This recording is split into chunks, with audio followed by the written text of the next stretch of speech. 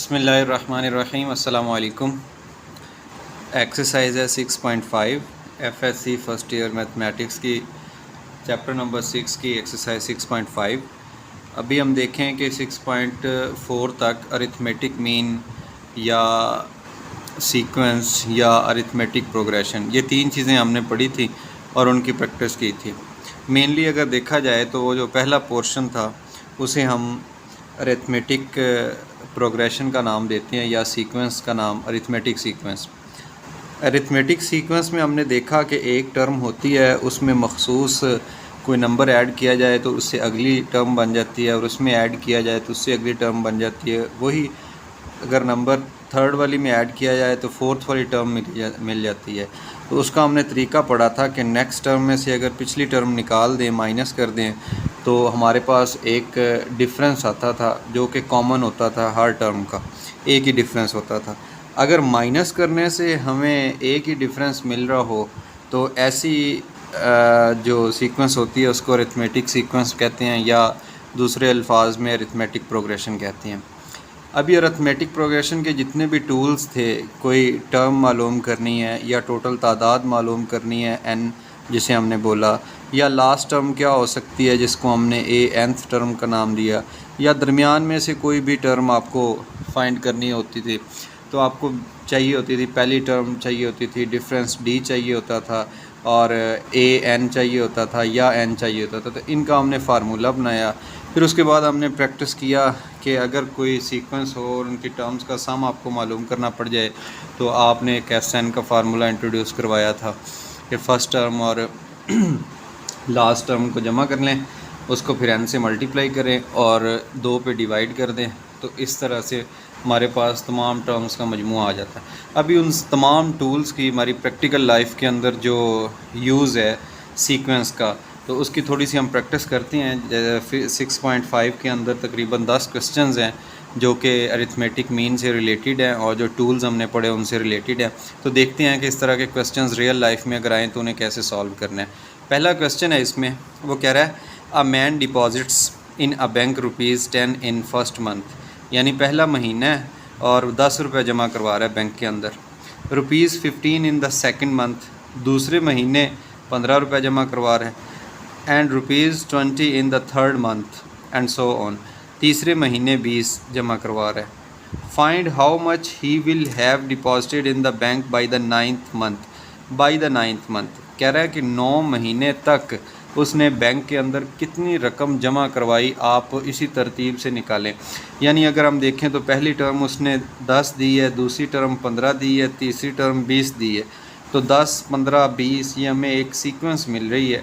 इस सीक्वेंस से अगली रकम का हम अंदाज़ा लगा सकते हैं कि चौथे महीने डेफिनेटली उसने 25 रुपये जमा करवाए होंगे और 5वें महीने में 30 रुपये। बट हम क्योंकि सीक्वेंस की प्रैक्टिस कर रहे हैं तो हम इसे सीक्वेंस बनाएंगे, फिर उसमें से डी निकालेंगे और फिर 9 जो महीने हैं या 9 टर्म्स हैं उनका सम कर लेंगे। तो क्वेश्चन नंबर 1 को मैंने लिखा साइड पे, सॉल्व करते हैं। 6.5 exercise question number 1। Question number 1 में स्टेटमेंट थी कि पहले जो महीना है, सॉरी यहाँ पे फर्स्ट मंथ आता है, ईयर नहीं आता। फर्स्ट मंथ में वो जितनी जमा करवाएगा वो रकम है 10 रुपये, तो हमने उसको फर्स्ट टर्म का नाम दिया A1। तो दिस इज़ मंथ, मैंने बुक से वेरीफाई किया है, नॉट ईयर। अच्छा, दूसरे महीने में वो क्या करवाएगा, जमा 15 रुपये, उसको A2 का नाम दे दिया। तीसरे महीने में 20 रुपये, तो हमें यहाँ से एक सीक्वेंस मिल गई 10, 15, 20, ये सीक्वेंस 100 ऑन चलती जा रही है। इसमें जो पहली टर्म है इसको हम A1 बोलते हैं, 10 है। इनका डिफरेंस अगर लें, किसी भी दो टर्म्स का डिफरेंस लें तो वो 5 बन रहा है, जो कि यूनिक होता है, हमेशा एक जैसा होता है। और उसने कहा, क्वेश्चन की जो स्टेटमेंट है जो रेड कलर में मैंने लिखी, वो कह रहा है how much deposited by 9th month, by 9th month, यानी 9 महीनों में वो कितना जमा करवा देगा। तो n की वैल्यू हमें मिल गई 9, तो S9 हमने फाइंड करना है। फार्मूला हमारे पास होता है nth टर्म का कि जो सम फाइंड करना हो 9 टर्म्स का, तो this is equal to main formula n/2 2a1 plus n-1 into D. ये एक्सरसाइज 6.4 के अंदर हमने डिटेल में इस चीज़ की प्रैक्टिस की थी, इस फार्मूले की। इस फार्मूले के अकॉर्डिंग हम सम फाइंड करेंगे। डाटा गिवन है, फर्स्ट टर्म है, डिफरेंस है और टोटल टर्म्स की तादाद है या मंथ की तादाद है, जो कि 9 महीने बनते हैं। अभी इन वैल्यूज़ को इस फार्मूले में पुट करेंगे। जैसे ही फार्मूले में n की जगह पे 9 आ गया, बटे में 2 आ गया, फिर ये 2 a1 जो फर्स्ट टर्म थी 10 आ गया, यहाँ पे 9 - 1 8 बनेगा इंटू 5 क्या है, ये डिफरेंस है जो कि यहाँ से हमने निकाला। इनको मल्टीप्लाई करेंगे, 8 × 5 40 2 20 9/2, ये बन जाएगा 60 और 60 को जब 2 पे तकसीम करेंगे 30 और वो 30 9 से ज़रब होके ये बन गया 270 रुपये। तो पता चला कि 9 महीने के अंदर वो जो बैंक में पैसे डिपॉजिट करवा रहा है कि हर महीने 5 रुपये का इजाफ़ा करके, तो वो 9 महीने के बाद उसकी जो टोटल अमाउंट है वो बन जाएगी 270 रुपये। सिमिलरली अभी हम क्वेश्चन नंबर 1 के बाद देखते हैं क्वेश्चन नंबर 2। तो क्वेश्चन नंबर 2 की पहले बुक में से स्टेटमेंट देखते हैं कि क्वेश्चन नंबर 2 था क्या। तो क्वेश्चन नंबर 2 देखने के लिए मैं बुक आपको दिखाता हूँ। इसमें लिखा हुआ है, क्वेश्चन नंबर 2 है कि 378 ट्रीज़ आर प्लांटेड, यानी 378 जो दरख्त हैं वो लगाए गए हैं। इन रोज़, कितारों के अंदर इस तरह से लगाए हैं। शेप ऑफ आइसोसेल्स ट्राइंगल, तो वर्ड है आइसोसेल्स। आइसोसेल्स एक ऐसी ट्राइंगल होती है जिसकी 2 साइडें बराबर होती हैं। एक खेत है जो कि ट्रायंगुलर शेप है और उसकी 2 साइड्स बराबर हैं, उनमें लगाए गए हैं 378 दरख्त। इस तरह लगाए गए हैं, the numbers in successive rows decreasing by 1 from the base. अगर हम बेस जो नीचे वाली जो बेस बनती है, यानी कि कायदा जिसको हम कहते हैं ट्रायंगल का बेस, वहाँ से ऊपर की तरफ अगर हम जाएँ तो ट्रायंगल में एक एक दरख्त की कमी होती जा रही है हर रो के अंदर। कह रहा है how many trees are there in the row which forms the base of the triangle. कहता है जो सबसे आखिरी नीचे वाली जो है कितार बनेगी, रो बनेगी दरख्तों की, उसके अंदर कितने दरख्त होंगे। दोबारा क्वेश्चन देख लेते हैं। टोटल दरख्त हैं 378 378 और उन्हें शेप कैसी है, आइसोसेल्स ट्रायंगल की शेप में है। और तरतीब क्या लगाई है कि पहले जो बेस है सबसे नीचे, उसमें सबसे ज़्यादा दरख्त हैं, उससे ऊपर एक कम, फिर कम, फिर कम, और टॉप जो होगा वहाँ पे जस्ट एक दरख्त लगेगा। तो कहता है कि जो आखिरी उसकी है ना जो रो बनेगी बेस वाली, उसमें बताएं कि कितने दरख्त लगेंगे। आई थिंक क्वेश्चन आपको समझ आ गया होगा। अभी हम क्वेश्चन का थोड़ा सा यहाँ पे बना के देखते हैं विजुअलाइजेशन की कैसी होगी जो उसने बात की है खेत की। तो ये वो खेत है जिसके अंदर ये वाली साइड ट्रायंगल की और ट्रायंगल की ये वाली साइड बराबर है। तो खेत कैसे लगा रहा है, ये नीचे ये फ़र्ज़ी तौर पे हमने लिखे हैं, दरख्त लगे हुए हैं ये वाले, और जो इससे ऊपर वाली रो यहाँ पे आएगी उसमें एक कम होगा, फिर ऊपर कम कम करते करते करते करते लास्ट में जो होगा वो जस्ट एक दरख्त लगेगा।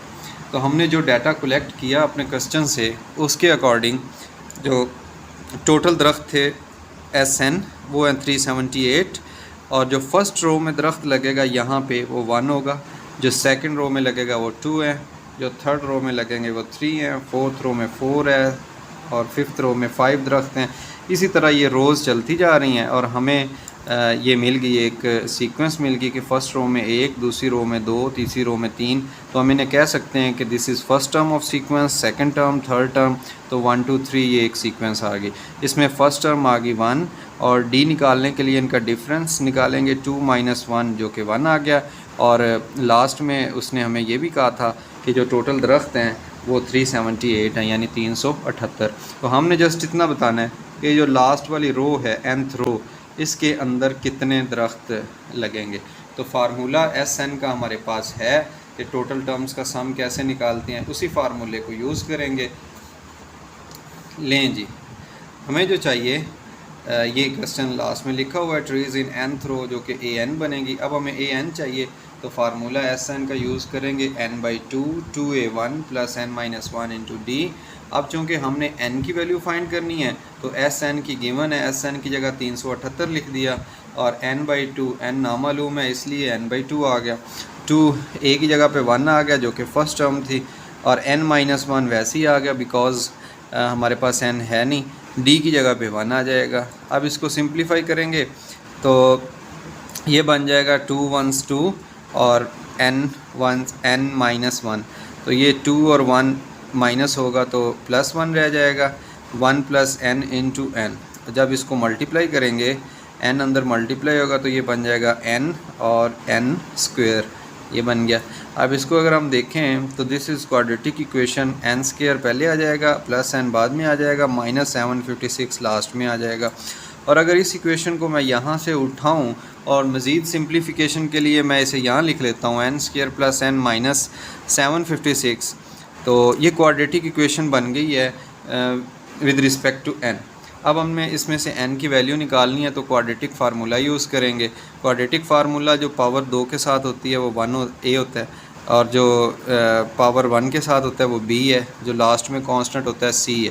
तो फार्मूले में वैल्यूज़ रखी, क्वाड्रेटिक फार्मूले में -b + -b² - 4ac, ये c की value minus into minus plus हो गया, 4 टाइम ऑफ 756 ये 3024 बनेगा। इसको ऐड करेंगे तो ये 55 का स्क्वायर रूट आ गया, 55 का 3025 का स्क्वायर रूट 55 आ गया। अब इसमें देखें एक दफ़ा प्लस है एक दफ़ा माइनस है तो n की दो वैल्यूज़ आ जाएंगी, या तो प्लस के साथ आएगा 55 या माइनस के साथ आएगा 55। प्लस के साथ अगर देखें तो लास्ट में हमें जो नंबर मिल रहा है वो मिल रहा है 27 और अगर हम माइनस वाले में देखें तो वो -28 मिल रहा है। अब ये क्योंकि n था नंबर ऑफ़ रोज़ तो नंबर ऑफ़ रोज़ नेगेटिव हो नहीं सकती, ये इम्पॉसिबल है, लिहाजा जो बाकी जवाब बचेगा वो n ही बचेगा। तो हमने जो सपोज़ किया हुआ है कि number of trees in nth रो, तो फार्मूला यूज़ करेंगे nth रो का, n की वैल्यू आ गई है, an यूज़ करेंगे फर्स्ट टर्म प्लस n-1d। अब n आ गया 27, ये पुट कर दिया, 27 - 1 26 बन गया, 26 और प्लस ये 1, तो जो 27th रो थी 27th रो उसके अंदर 27 दरख्त होंगे यानी 27 दरख्त होंगे। So 27 trees are planted in row which form base, जो बेस बना रही है वो 27वें नंबर पे है और उसके अंदर 27 ही दरख्त होंगे according to the situation of question. इसी के साथ ये हमारा क्वेश्चन नंबर 1 और 2 कंप्लीट हुआ। अभी नेक्स्ट लेक्चर में हम देखते हैं कि क्वेश्चन नंबर 3 4 कैसे करने हैं।